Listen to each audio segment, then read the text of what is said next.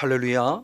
오늘도 굿TV와 함께 하시는 여러분들을 주님의 이름으로 사랑하고 축복합니다. 우리가 지금 계속 가나안의 영성 가운데 한 부분을 나누면서 은혜를 나누고 있죠. 하나님은 분명히 중요한 부분으로서 우리 가르쳐 줄 때 이스라엘 백성들에게 가나안 땅을 주시고자 한다는 것입니다. 그럼 왜 가나안 땅을 주시고자 할까라는 이유를 살피면서 마귀론이라는 관점으로 함께 한번 말씀을 통해서 은혜를 나누길 원합니다. 창세기 17장 8절의 말씀에 하나님은 이스라엘 백성들에게 가나안 땅을 영원한 기업으로 주시겠다, 영원한 기업으로 주시겠다고 말씀합니다. 그리고 또한 아울러서 레위기 25장 38절 말씀을 통해서 애굽에서 이스라엘 백성을 구원하신 궁극적인 목적도 가나안 땅을 주시기 위함이라고 말하며 하나님은 우리들을 계속적으로 가나안 땅의 영적 중요성에 대해서 강조해 주고 있죠. 그리고 더 나아가 주님께서 중요한 부분 속에 그러면 왜 가나안 땅을 이스라엘 백성에게 주시려고 하는가라고는 그 이유를 한번 살펴보기를 원합니다. 출애굽기 15장 17절 말씀에 보니 하나님은 가나안 땅을 하나님의 처소, 하나님이 거하시는 하나님의 처소로 삼기 위함이라고 말하며 직접 세우신 성소라고 표현함을 통해서 가나안이 하나님이 세우신 성소요, 하나님이 직접 거하시는 처소이기 때문에 하나님은 가나안 땅을 반드시 우리에게 주길 원하신다는 뜻을 분명히 밝히셨습니다. 즉 하나님이 거하신다라고 하는 의미는 무엇이냐? 하나님이 가나안 땅에 이르러서 당신이 친히 왕이 돼서 가나안 땅을 다스리겠다는 그런 거룩한 뜻을 가지고 있다는 것이죠. 그래서 하나님은 그 가나안 땅에 거하는 바로 이스라엘 땅, 이스라엘 백성을 뭐라고 표현했는가? 역대상 28장 5절의 말씀에 바로 그 가나안 땅을 여호와의 나라라고 표현했어요. 그래서 여호와의 나라 위에 앉아 이스라엘을 솔로몬을 다스릴 것이라 그랬을 때 그 성경에 대해서 중요한 말씀 가운데 하나님 현대어 성경에서는 바로 그 말씀을 여호와의 나라다라고 설명하면서 바로 가나안 땅에 거하는 이스라엘 민족이 하나님의 나라임을 밝혀주고 있다고 하는 것입니다. 그러기에 반드시 가나안 땅에 들어가야만 한다고 하는 사실이죠. 근데 우리 잘 알듯이 가나안 땅에 막상 들어가 보면은 가나안 땅에 거하고 있는 7 족속이 있어요. 가나안의 7 족속. 그에게는 이미 원주민이 있었습니다. 아낙자손. 그 아낙자손은 누구의 영향력을 받고 있냐? 네피림의 영향력을 받고 있다고 성경은 말해요. 그 네피림의 영향력을 받은 아낙자손, 그 아낙자손의 영향력을 받아서 가나안의 7속이 거할 때 그들을 따라 우상을 섬기고 있기에 바로 그 우상을 섬기는 가나안의 7 족속을 쫓아내야 한다는 것이죠. 그래서 출애굽기 33장 2절에 하나님께서 직접 가나안의 7 족속을 쫓아내시겠다라고 약속을 우리에게 허락하심을 봅니다. 맞아요. 그러면서 중요한 또 하나의 말씀이 바로 신명기 20장 17절 말씀을 통해서 쫓아내주시는 분은 하나님이지만 바로 그 가나안의 7 족속을 진멸해야 할 대상은 또는 우리임을 말해주고 있습니다. 성경에서 다윗이 골리앗과의 싸움 속에서 다윗이 싸운 것이 아니죠. 다윗은 물맷돌만 던졌을 뿐인데 하나님이 그 위에 책임지셔서 골리앗을 물맷돌 한 방에 확 쓰러뜨리고 이기게 하신 것처럼 우리는 싸움의 통로이고 싸워주시면 하나님을 가르쳐 주면서 진멸하라고 말씀했다고는 사실입니다. 바로 이것이 지금 우리들이 주는 영적인 귀한 교훈이 있죠. 이 교훈이 결국 무엇이냐는 겁니다. 가나안은 결국 하나님의 나라를 말하는 것이고 가나안의 7 족속은 결국 사탄의 존재물이 가르쳐주고 있기에 가나안의 7 족속을 쫓아낸다고 하는 것은 영적 싸움의 원리를 알려주는 것이죠. 그래서 하나님 예수님은 친히 마태복음 12장 바로 28절 말씀을 통해서 분명히 말씀하시기를 성령을 힘입어 귀신을 쫓아내는 목적은 하나님의 나라를 이루기 위함이다라고 표현하면서 영적 싸움의 원리를 알려주었죠. 가나안 족속을 쫓아낸 이유는 가나안 땅을 하나님의 나라로 만들기 위함이라는 겁니다. 그리고 더불어 예수님은 친히 말씀하기를, 그래서 마태복음 11장 12절의 말씀에 천국은 침노하는 자의 것이라고 말하며 바로 침노를 하는 자가 천국을 얻을 것에 대한 부분을 말씀하고 있다는 사실입니다. 맞습니다. 바로 이것을 예수님의 제자인 사도 요한은 말하기를, 그러므로 우리의 신앙은 어린아이 신앙에 머무르지 말고 최소 못해 청년의 신앙까지는 자라야 한다. 그럼 청년의 신앙은 어떤 영성이냐? 요한일서 2장 14절 맨 마지막 하반절의 말씀을 통해서 보면은 하나님의 말씀을 무기로 삼은 강한 영적 주인공이 돼서 흉악한 자와 싸워 이기는 자다라고 말하며 우리 영성이 최소 못해 바로 청년의 영성까지는 자랄 것을 말씀한 거죠. 이걸 더 확대 해석해서 바로 사도 바울은 교회론을 말하는 에베소 교회를 통해서 에베소 6장 12절의 말씀에 우리의 씨름은 혈과 육에 대한 것이 아니요 정사와 권세와 어둠의 세상 주관자들과 하늘에 있는 악한 영들에게 대함이라고 말하며 교회 사명, 마지막 교회의 귀한 사명은 반드시 영적 싸움을 필수로 해야만 한다는 사실을 우리에게 분명히 제시해주고 가르쳐 주었습니다. 맞습니다. 그러므로 우리의 영적 싸움의 대상은 정세와 정사와 권세와 어둠의 세상 주관자들과 하늘은 악한 영이죠. 이들은 바로 누구를 말하느냐? 요한계시록 12장 9절에 큰 용, 곧 옛뱀인데 이들은 누구냐? 사탄이라고도 하고 마귀라고도 하는 존재라고 말하면서 결국 영적 싸움의 대상이 사탄이요 마귀에 대한 부분을 분명히 말씀해 주고 있습니다. 맞습니다. 그러면서 첫째, 이 사탄이란 존재가 누구인가에 대한 부분이라는 겁니다. 사탄이란 그 이름 자체가 갖는 뜻은 결국 무엇이냐? 대적자라는 뜻을 가져요. 자기가 하나님이라고 하면 하나님께 대적했다는 거죠. 그래서 대표적으로 데살로니가 후서 2장 4절의 말씀을 보면 하나님을 대적하는 자가 있는데 마지막 때 하나님의 성전에 나타나 자기를 하나님이라고 하며 하나님을 대적한 자라고는 존재라고 말해요. 그리고 더 나아가 역대상 21장 1절 말씀에도 사탄은 다윗을 격동시켜서 바로 이스라엘을 대적했다고 표현하고 있습니다. 바로 이 대적이라는 단어가 원어가 사탄입니다. 고유명사로 말할 때 사탄이라고는 이름을 갖기도 하지만 일반 명사로 말할 때도 사탄이라고 말합니다.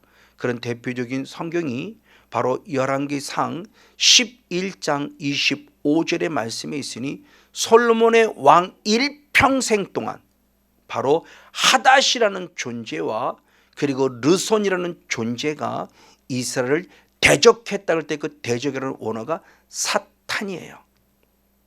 즉 일반 명사로 쓰였던 사탄이 대적이라는 뜻을 가지고 있고 그것이 고유 명사화돼서 바로 사탄에게 붙여졌을 때 사탄은 결국 하나님을 대적하고 사람을 대적하는 존재임을 알 수 있습니다. 그리고 또 하나 이름이 마귀라는 이름을 가지고 있죠. 그 마귀라는 이름은 디아볼로스라는 뜻을 가지고 그 원어를 가지고 있는데 그 디아볼로스라는 원어는 어떤 뜻을 가지고 있냐? 우리를 중상모략한다. 우리를 비방한다. 즉 한마디로 간단히 말하면 뒷담화하는 존재예요. 그래서 결국을 미혹하고 유혹하는 참소자라는 뜻을 가지고 있는 게 디아볼로스 마귀라는 이름을 가진 뜻입니다. 그런 대표적인 말씀이 조금 전에 계시록 12장 9절을 읽었고 10절의 말씀에 그 큰 용, 옛뱀, 사탄, 마귀란 존재가 누구냐? 계시록 12장 10절 하반절의 말씀에 보면 형제를 참소하던 자다라고 표현하고 있고 우리를 밤낮 참소하던 자다라고 말하며 마귀의 정체성을 드러냈으니 우리를 참소하는 자입니다. 저도 한때는 사탄에게 13년 전에 참소를 당했어요. 네가 목사냐? 네까지 게 목사냐? 저는 그걸 또 긍정적으로 받아들이면서 그래, 나 같은 게 목사가 돼갖고 목사를 그만둬야만 나는 정말 하나님 앞에 온전한 사람이야 말하면서 목회를 포기할 뻔했어요. 이게 하나님의 음성으로 착각이 들었어요. 사탄의 참소였는데 이와 같이 사탄은 우리가 끊임없이 참소한다는 겁니다. 그리고 또 다른 별칭들이 있죠. 우리가 잘 알고 있는 바알세불, 마태복음 12장 24절에 귀신의 왕 바알세불 그럽니다. 근데 그 바알세불의 이름의 뜻이 파리의 왕이라는 뜻을 가지고 있어요. 즉 파리의 왕이라는 것은 의미가 그는 더러운 존재라는 것을 말하죠. 그러니까 바알세불은 뜻 속에서는 더럽다라는 의미를 가지고 있습니다. 그래서 대표적인 말씀으로 요한계시록 18장 2절의 말씀에 앞으로 큰 바벨론이 무너지는데 그 바벨론에 누가 거하느냐? 귀신의 초소라고 그랬어요. 근데 그 귀신의 초소에 누가 거하냐? 더러운 영이 거하고 있고 더러운 각종 새가 거하고 있다고 말하면서 디아볼로스라는 마귀란 존재가 어떤 존재냐? 더러운 존재에 대해서 말하고 있습니다. 그리고 또 하나 이름이 고린도후서 6장 15절의 말씀에 그리스도와 벨리알이 어찌 조화가 될 수 있겠냐 그럴 때 벨리알은 이름을 또한 가지고 있습니다. 그 벨리알은 이름을 바로 현대인 성경에서는 마귀라고 해석을 했어요. 그러니까 그리스도와 마귀는 절대 하나가 될 수 없다는 겁니다. 절대 조화가 될 수 없다는 것. 맞아요. 그 사탄의 존재에 대한 부분을 말합니다. 근데 그 존재됨을 말할 때 똑같은 벨리알은 언어가 바로 히브리어에 기록되어 있을 때 사무엘상 12장 2절의 말씀에 사무엘상 2장 12절의 말씀에 바로 엘리의 두 아들인 홈리와 비나스가 불량자다 이렇게 해석이 되어 있어요. 지금 바뀌어진 개역 개정 성경은 행실이 나쁜 자다 이렇게 표현되어 있고 우리말 성경 같은 경우에는 바로 악한 자다 이렇게 해석이 되어 있어요. 근데 그 원어가 뭐냐? 벨리알이에요. 그럼 벨리알은 뜻은 어떤 뜻을 가지고 있냐면 발음만으로 악하다는 뜻을 가지고 있어요. 즉 홈리와 비나스는 악한 자예요. 그럼 악한 자가 과연 뭐냐는 거예요. 그 악한 자의 설명이 무엇인가를 잘 설명한 게 하나님 나라를 비유 설명하고 있는 바로 길가밧에 대한 내용으로 기록되고 있습니다. 마태복음 13장 19절의 말씀에서는 악한 자가 와서 마음에 뿌린 것을 빼앗았다 이렇게 표현해요. 근데 똑같은 병행 구절인 마가복음 4장 15절에서는 사탄이 빼앗았다고 뺏어갔다고 말하고 있고 똑같은 병행 구절인 누가복음 8장 12절에서는 마귀가 뺏어갔다고 표현해요. 결국 악한 자가 누구냐는 겁니다. 벨리알이 누구냐는 겁니다. 사탄이요 마귀란 존재를 예수님의 설명 가운데 친히 말씀해 주셨다는 거예요. 우리가 창세기 4장의 말씀에 가인과 아벨의 존재가 나타남을 너무나 잘 압니다.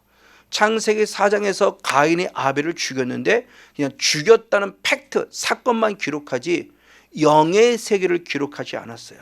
근데 그걸 예수님의 제자인 사도 요한일서 3장에 계속 마귀란 존재를 드러내며 요한일서 3장 12절 말씀에 가인이 왜 아벨을 죽였는가를 설명했으니 악한 자에게 속하였기 때문에 동생 아벨을 죽였다고 말해요. 누가 살인자냐는 거예요. 누가 동생을 죽였을까요? 악한 자. 그 악한 자는 바로 무엇입니까? 바로 사탄을 말하고 마귀를 말하고 있죠. 요한복음 8장 44절의 말씀에 너는 너의 아비 마귀라고 말하며 마귀를 최초의 살인자다. 처음부터 살인한 자다. 즉 가인을 통해서 아벨을 바로 죽인 그 가인의 영성이 악한 자, 즉 마귀에게 속한 자임을 성경에 말씀하고 있다는 사실이죠. 그를 통해서 그 악하다는 의미가 과연 무엇인가를 성경을 통해서 분명히 알 수 있습니다. 그래서 대표적인 예로 조금 전에 말씀드린 바로 요한일서 8장, 요한복음 8장 44절의 말씀에 너희 아비 마귀라고 말하며 그에 앞서서 요한복음 8장 32절의 말씀, 그 대상이 누구냐? 예수를 믿은 유대인을 향해서 우리의 본질을 말합니다. 네 아비는 마귀였다는 거예요. 그래서 빨리 이 존재를 우리는 청소하고 끄집어내야만 한다는 사실을 바로 주님께서 직접 우리에게 알려주셨고요. 마태복음 23장 33절의 말씀을 통해서도 바로 바리새인들을 향해서 뱀들아 독사의 자식들아 내가 지옥의 판결을 피하겠느냐 말하며 상상할 수 없는 이야기를 했어요. 자기들은 마땅히 하나님의 아들이라고 생각하고 있는데 예수님은 그들을 하나님의 아들이 아니라 너는 뱀이요 독사의 자식, 즉 사탄의 자식은 충격적인 얘기를 하기에 그들이 예수님을 십자가에 못 박아 죽이는데 앞장섰던 거죠. 바로 이와 같이 사단과 마귀라는 존재, 그리고 드디어 세 번째로 귀신이라고 불리기도 합니다. 옛뱀, 즉 큰 용 옛뱀은 귀신이라고도 불려요. 근데 그 귀신의 존재를 잘 알아야 됩니다. 사단과 마귀라는 하나의 모습으로 단수입니다. 그렇죠? 예수님을 하나님을 대적한 범죄한 천사의 한 장이었어요. 장. 그리고 그를 따르는 또 다른 사자들이 있어요. 그래서 요한계시록 12장 9절의 마지막의 말씀에 보면 사탄만 땅으로 내어 쫓긴 것이라 그의 사자들도 땅에 내어 쫓겼다 그래요. 근데 우리 개역 성경과 개역 개정 성경은 사자라고 직역을 했습니다만 다른 성경들은 이해하기 쉽게 의역을 했어요. 대표적인 게 세번역 성경을 보면 그의 사자를 그냥 바로 사탄의 부하들이다 라고 표현하며 이 귀신의 존재가 누구냐? 사탄의 부하라는 사실을 우리에게 알려주고 있습니다. 맞습니다. 바로 그러므로 이 귀신의 존재가 누구냐 했을 때 성경의 말씀에서는 원어를 표현할 때 세 가지를 표현했습니다. 그걸 우리는 다 귀신이라는 단어로 표현했지만 세 가지 단어를 표현했으니 대표적인 말씀으로 바로 마태복음 12장 28절 말씀에 예수님이 성령을 힘입어 귀신을 쫓아냈다고 할 때 우리가 다이모니온이라는 원어가 있어요. 다이모니온, 이건 형용사입니다. 총 신약 성경에 63회가 기록되어 있는데 그중에 사복음서에 55회가 기록되어 있어요. 그리고 마태복음 10장 바로 1절 말씀, 마태복음 8장 31절 말씀을 통해서 귀신들이라는 단어가 나오는데 거기는 다이몬이라고는 명사예요. 이 다이몬이라는 명사는 4회만 기록되어 있습니다. 그리고 세 번째로 마태복음 8장 16절 말씀에 귀신 들린 자라고는 단어가 나와요. 그 귀신 들린 자라는 그 원어가 나올 때 다이모니 조마이라는 동사입니다. 이 동사가 바로 신약 성경 안에 13회가 기록되어 있습니다. 그때 이거는 우리는 모두가 다 같이 다이모니온 또는 다이모니 조마이라는 각자의 그 원어가 있지만 이걸 다 우리는 귀신의 한 단어로 해석을 했지만 원어는 분명히 나누어져 있다는 겁니다. 제가 왜 이걸 자꾸 말씀을 드리냐, 우리가 성경을 읽다 보면 귀신이라는 단어가 나올 때 그 앞이나 뒤에 붙는 또 다른 단어가 있어요. 더러운이라는 단어가, 더러운 귀신. 근데 이 더러운 귀신 가운데 우리가 조금 전에 말했던 원어 다이모니온, 그렇죠? 다이몬 또는 다이모니 조마이라고 말했을 때 누가복음 4장 33절의 말씀에 다이모니오는 원어와 더불어 같이 쓰인 게 더럽다 그런 단어가 표현돼요. 더러운 귀신, 바로 이렇게 표현했습니다. 근데 이건 다이모니오는 형용사와 연결된 더럽다는 형용사가 나와요. 그때 더럽다라는 단어가 아카다르토스라는 원어예요. 아카다란토스가 다이모니안과 연결되면서 더러운 귀신 이렇게 했는데 단 한 번 기록되어 있습니다. 그리고 계시록에 한 번 더 기록되어 있고요. 그러니까 이 다이모니라는 원어가 63회 가운데서 바로 55회가 써져 있는데 그 가운데 더럽다라는 아카다르토스는 총 기록된 신약성경에 31회가 기록되어 있는데 그 31회 기록된 성경 가운데 바로 이와 같이 다이모니온이라는 영어는 단 한 번뿐이에요. 그런 나머지는 뭐냐? 더러운 귀신이라고 써있지만 귀신은 그냥 일반적인 영을 말하는 푸뉴마입니다. 푸뉴마로 다 원어가 기록되어 있어요. 다이모니라는 원어도 아니고 다이모니라는 원어도 아닌 푸뉴마. 더러운 원어를 직역하면 더러운 영이죠. 그래서 대표적인 말씀으로 마태복음 10장 1절 말씀에 통해서 보면 아카다, 더러운 귀신 그럴 때 아카다로 토스, 그리고 두 번째 바로 귀신할 때 귀신은 푸뉴마예요. 다이모니온이 아니에요. 누가복음 4장 33절만 그렇게 다이모니온으로 기록되어 있고 나머지는 다 영. 그럼 왜 이것을 귀신으로 해석했을까요? 더러운 영은 귀신임을 알고 있기 때문에 우리는 더러운 귀신이라고 의역한 겁니다. 우리가 성령을 때 푸뉴마입니다. 근데 푸뉴마는 성령으로 해석합니다. 왜? 깨끗한 영이니까. 그러니까 하기오스 푸뉴마라고 쓰지 않아도 거룩한 영, 그러면 우리는 성령하고 해석하게 됩니다. 바로 그런 부분처럼 아가다로토스라는 이 더럽다라는 단어가 앞에, 형용사가 앞에 꼈을 때 더러운 영, 그런 건 당연히 영적 존재임을 알고 있기에 귀신이라고 해석한다는 사실이죠. 우리 그것을 바로 알아야 되는 겁니다. 그래서 더러운 푸뉴마라는 연결됐을 때 아가다토스와 연결된 모습을 통해서 사복음서에 총 19회가 기록되어 있고 사도행전에 2회가 기록되어 있고 바로 요한계시록에 2회가 기록됩니다. 그래서 바로 이 부분을 통해서 더럽다는 연결된 푸뉴마는 다 더러운 귀신을 말하고 있다는 것을 말해준다는 사실이죠. 맞아요. 그래서 대표적인 모습으로 바로 아까 읽었던 요한계시록 18장 2절 말씀에도 귀신의 초석을 때 그 귀신이라는 존재의 모습이 바로 주님께 주신 다이몬이라는 원어, 그 명사인데 다이몬이라는 원어에 아가다로토스라는 원어가 두 번입니다. 더러운 영, 그리고 더럽게라고 표현함을 통해서 더럽고 가증한 새라고 할 때 이 더럽다는 두 번 표현됩니다. 영과 표현돼서. 그러면 더럽다는 것은 과연 무엇일까요? 내가 죄를 범했다 했을 때 더럽다고 표현합니다. 그래서 에스겔서 28장 16절의 말씀에 두로왕이 하나님 앞에 죄를 범하죠. 그 죄를 범할 때 더럽다고 표현하고 있습니다. 내가 범죄했다 그러면 나는 너를 더럽게 여긴다고 표현하고 있어요. 그 죄를 범함으로 더럽다는 거죠. 그러면 어떻게 깨끗하죠? 유일한 방법은 요한일서 1장 7절 말씀에 예수의 피로만 깨끗해진다고 성경이 분명히 말하고 있다는 거예요. 그럼 결국 우리는 어떻게 깨끗해지냐? 회개할 때만에 죄를 깨끗하게 씻음 받을 수 있다는 것을 알려주고 있다는 것이죠. 그래서 회개할 때 사도행전 2장 38절에 회개할 때 죄사함 받음, 이게 죄가 깨끗해진 거죠. 근데 죄사함을 하면 끝남이 아니라 더 감사한 것은 성령님을 선물로 받는다는 거예요. 할렐루야. 그리고 왜 성령을 선물로 받아야 할까요?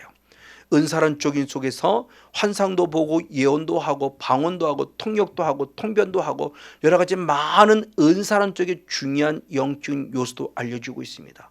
그러나 저는 더 많은 부분을 말할 때 성령님을 힘입을 이유가 분명하다는 겁니다. 그 성령을 힘입을 분명한 이유는 마태복음 12장 28절 말씀에 성령을 힘입어 귀신을 쫓아내기 위함이에요. 귀신을 쫓아내야만 왜? 하나님의 나라가 이루어지기 때문에요. 즉 성령을 힘입어서 아버지 귀신을 쫓아내는 목적이 병 고침 받기 위한 목적도 아니고 문제 해결한 목적도 아니고 반드시 천국입니다. 그래서 예수님도 친히 마태복음 11장 12절의 말씀에 바로 천국은 침노하는 자의 것이라고 말하며 영적 싸움을 통해서 천국에 들어갈 것을 말하고 있다는 사실이죠. 그래서 마지막 요한계시록 21장 7절 말씀에 이기는 자는 하나님 나라를 유업으로 받을 것이고 그때 하나님께서 나의 아버지 하나님이 되어주시고 나는 그의 아들이 된다라고 인정을 받는다는 겁니다. 영적 삶의 원리를 우리는 분명히 살펴보았습니다. 가나안 땅에 하나님이 구하는 초소 하나님 나라를 만들기 위해서이고 그 안에 거하는 가나안의 7석을 쫓아내는 이유는 하나님 나라 때문입니다. 지금도 끊임없이 영적 싸움을 싸워서 반드시 하나님의 나라를 이루고 하나님의 나라의 열매인 의와 평화의 신앙을 이루는 주인공 우리 모두가 되어지기를 주님의 이름으로 간절히 축복하고 축원을 드립니다.